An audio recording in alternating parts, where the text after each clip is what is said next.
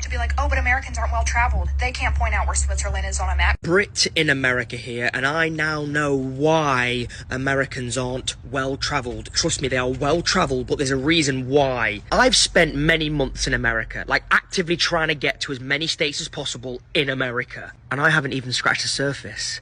Americans don't need to venture outside America because America is that big. Americans go on vacation in America. I'm in the UK back home. It can take me 45 minutes to get to France, Germany, right? Amsterdam. These are whole different countries across water. 45 minutes. I just don't think Europeans are clued up on how big America really is. Like, Americans don't need to venture out. You'll be surprised that a lot of Americans will not have passports.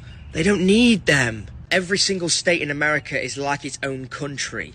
Literally like its own country. Isn't like the UK where things are similar. In America, you go to a different state, it's like a whole different world. So now I get it why Americans aren't well travelled. Americans are well travelled, just in their own country. Their country is massive, mate. I don't think people really understand the scale and the size of America. It is insane. I'm from a town of about 800 people in Alabama. I grew up on a dirt road, I grew up on a farm. But by the time I was 30 years old, I'd been to over 30 countries. And there's something in the comments that wasn't being discussed, that was something that he didn't cover. And that is, to many people's surprise, Americans really do live paycheck to paycheck. Most of them do. It's expensive for Americans to get on a plane and fly to Europe or countries other than South America. And even a lot of South American trips are expensive. On top of that, if you've never traveled before, it takes a lot of courage to go to a foreign land you've never been to before, especially if you know they're not going to be speaking English. It's intimidating. I love travel. It changed my life and opened up my mind more than anything in the world. More than any university, any book, it changed me the most. I think people are missing the money factor as well as the time factor. Now, to the gentleman's point, in my town of 800 people, if I just traveled 2.5 hours east to Atlanta, I was in a completely different world, a completely different culture, surrounded by hundreds of different ethnicities, whereas where I'm from, dominant ethnicity was white, and then after that it was Latino. Look at the terrain of Tennessee.